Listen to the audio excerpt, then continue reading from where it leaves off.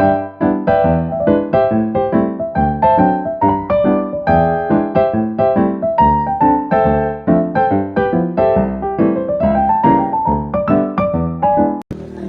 day everyone! Another day, another vlog. Hi guys! Walking time na naman. And it's 4:42 PM na. I learned na kailangan mga ganitong oras dapat ako maglakad. Hindi na masyadong mainit at medyo hindi na tayo nakikita ng mga tao. Baka hindi nyo na itatanong, ay mahiyain po akong tao. While walking ay nag-iisip na ako kung saan ako kakain ng early dinner. And ang una kong naisip ay ang Ilonggo's Tapas Kitchenette at ang Cup of Joe. Just search their FB pages for an exact location if you want to try their Asian fusion cuisine. It is my second time around after nilang mag-upgrade na may katabi na silang coffee shop. Ilang beses rin kami nag-attempt na every after work ay doon sana kami kakain. But today is the perfect time to experience their shop. Looking at their aesthetic cafe ay na-excite na ako to vlog and relax. Since iisa lang ang may-ari ng Ilonggo's Tapas Kitchenette at Cup of Joe, ay nag-request ako na kung pwedeng sa loob ako ng Cup of Joe kumain. And they agreed with it. They have this folding camping chair outside and napakaliit lang ng space pero namamaximize nila at napakaplanado ng mga pwesto ng mga tables and chairs. Grabe, gusto ko lang i-share sa inyo tong napuntahan kong aesthetic cafe na sobrang nakakatuwa yung story behind it. Hindi lang siya basta magandang place ha, ramdam mo talaga yung puso at effort na nilagay nila sa bawat sulok. Pagpasok ko pa lang ay ang cozy na agad ng vibe.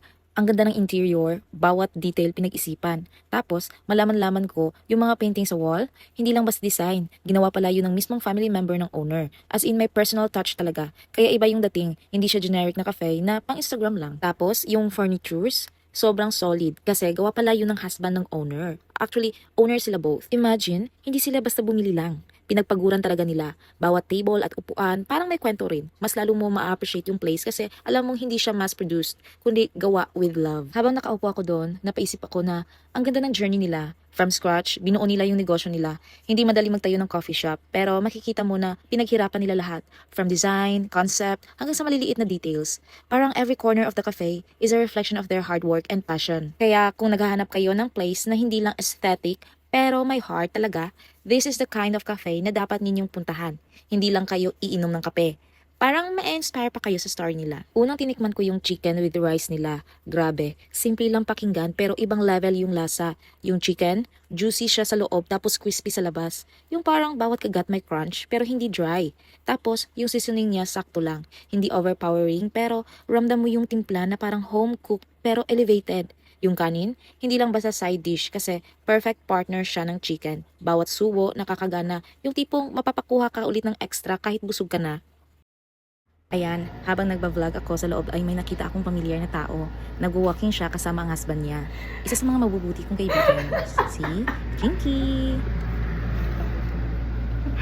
Ang aunta. Mayan ako. Habang kumakain ako, napapansin ko rin yung consistency ng lasa. Parang pinag-isipan talaga kung paano magiging satisfying yung meal without being too complicated. Yung comfort food na hindi ka magsasawa. Tapos syempre, hindi mawawala yung coffee nila. Grabe, ibang klase yung aroma pa lang. Amoy mo na agad yung quality. Pag ininom mo, smooth siya. Hindi mapait na nakaka-overwhelm, kundi yung tamang balance ng strong at mellow taste. Yung tipong habang umiinom ka, parang humihinto ka sandali sa buhay para lang mag-appreciate ng moment. May pagka-rich yung flavor niya, pero hindi mabigat sa dila. Perfect siya, lalo na habang nakaupo ka sa cozy na place, nagre-relax, or nagkukwento lang with friends.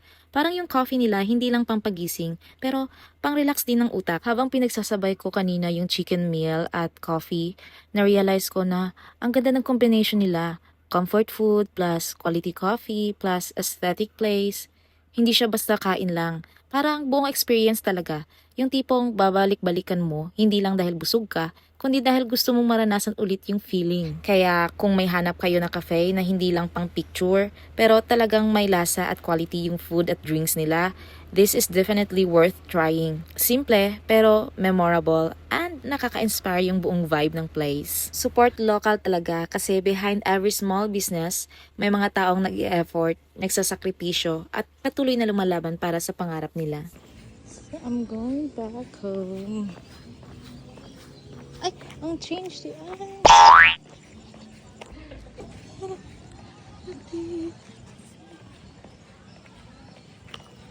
Good evening everyone.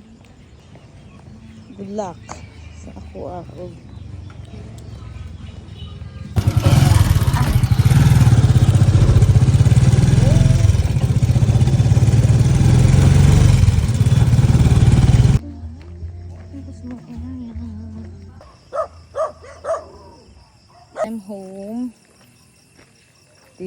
our house. And this is my dog na. Hello, Lucky. I'm home. Finally home. Ah, nasisimot sa kuwang pantalon. Hi! Hi! And ayun na guys, umabot na tayo sa dulo ng vlog na to. Thank you so much sa panunood from start hanggang end. Sobrang na-appreciate ko kayo. Like, hindi nyo alam kung gaano kalaki yung support nyo sa akin. Kung nakaka-relate kayo sa lakad ko today, sa pag-explore, sa pagiging solo minsan, or sa simpleng pag-e-enjoy ng little moments.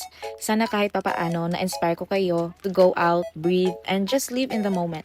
Kasi, honestly, hindi naman kailangan ng sobrang bonggang plano para maging masaya. Minsan, sapat na yung simpleng lakad, good food, at peaceful na lugar.